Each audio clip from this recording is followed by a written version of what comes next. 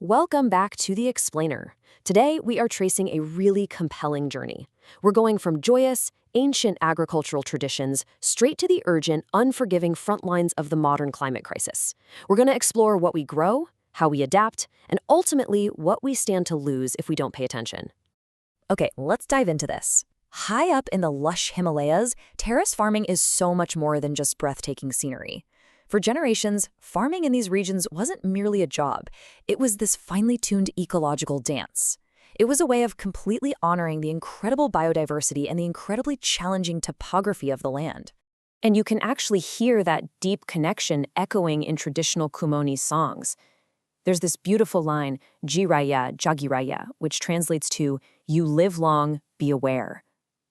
To celebrate the Harela Festival, which literally means the Day of Green, locals sow 5 to 7 different crop seeds 9 days before the celebration. It's amazing because this practice sets up a literal ancestral blueprint for multi-crop resilience. It links directly to traditional systems where farmers would cultivate up to 12 different types of crops altogether, just to ensure their survival. But unfortunately, as we step out of those lush, time-honored traditions, we hit a really harsh reality.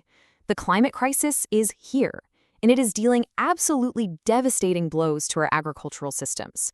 The seasonal stability that our ancestors relied upon for centuries, it's rapidly vanishing. Just look at how this builds into a very real disaster on the ground.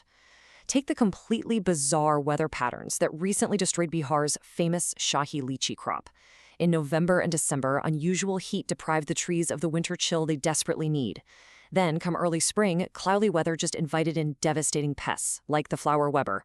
And finally, scorching April heat caused premature fruit drop. It's literally a systematic, step-by-step destruction of a highly delicate growing cycle.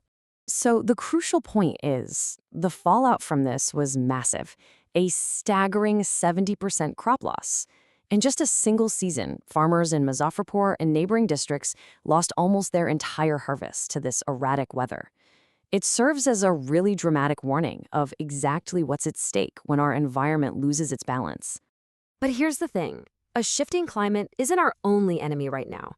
Across India and places like Vidarbha and Maharashtra, farming practices themselves have dangerously shifted away from diversity. We've essentially walked right into what experts call the monoculture trap.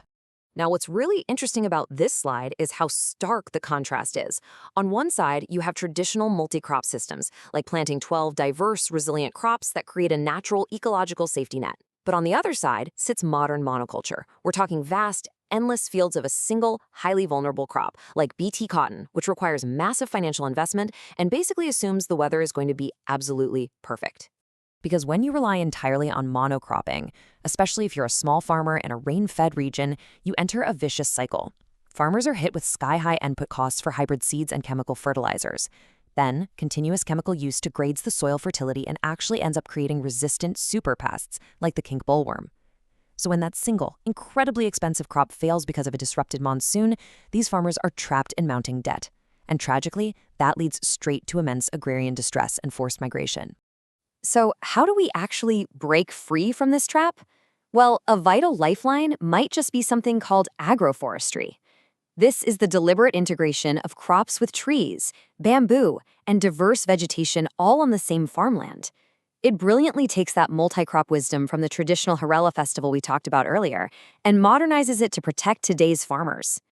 And the benefits here are just incredible. Agroforestry provides this multi-layered safety net. Trees naturally restore soil health and organic matter.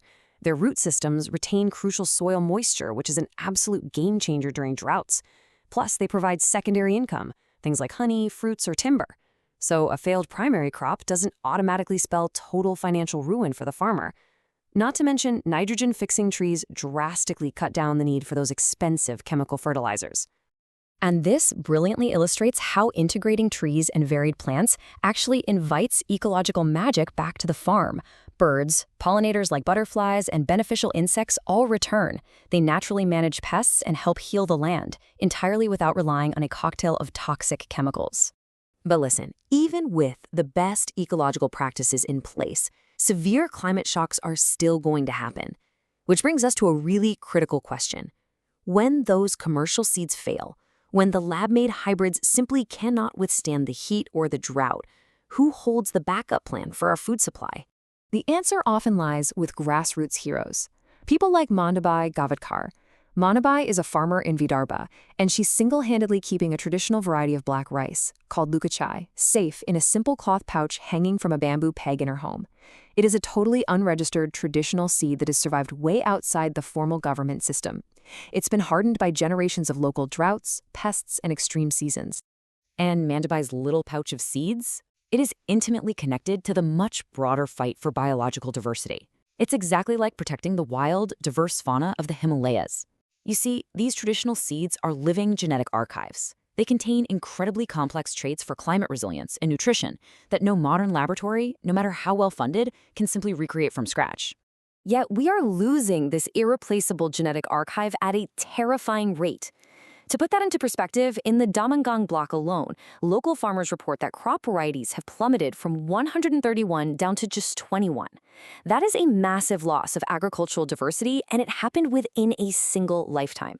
This makes the quiet, behind-the-scenes work of these seed savers absolutely critical to our future survival. But these quiet seed keepers are facing massive hurdles. It literally becomes a battle between the survival of the grain and the survival of the farmer. Farmers who are trying to conserve indigenous seeds struggle to navigate complex government registration laws, and they completely lack basic processing mills and supply chains for their resilient small millets. As one farmer so perfectly pointed out, the grain might survive in the pouch, but without markets and processing infrastructure, the farmers simply cannot afford to keep growing it. Which leaves us with one final, deeply provocative question to think about. What seeds are we choosing to plant for our future? Because saving our agricultural biodiversity isn't just some romantic nostalgia. It is absolutely crucial for securing the genetic tools we need for our own survival in a rapidly warming world. Thank you so much for joining me for this explainer, and keep seeking out the knowledge that helps us understand the roots of our world.